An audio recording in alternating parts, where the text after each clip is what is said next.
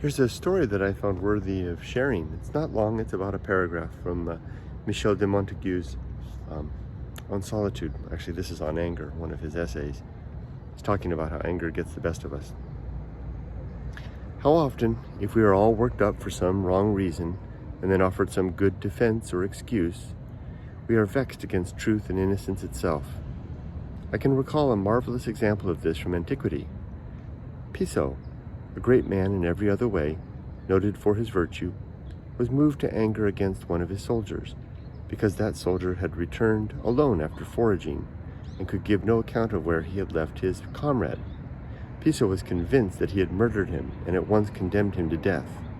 When he was already on the gallows, along comes the lost comrade. At this the whole army was overjoyed, and, after many a hug and embrace between the two men, the executioner brought them both into the presence of Piso. All those who were there were expecting that Piso himself would be delighted.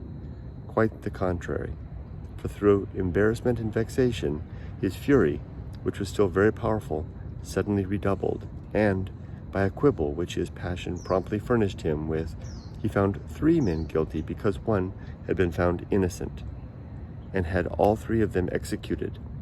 The first soldier because he was already sentenced to death, the second the one who had gone missing because he had caused the death of his comrade, the hangman for failing to obey orders. Quite a story. Wow, I guess anger can corrupt the wise. Thanks.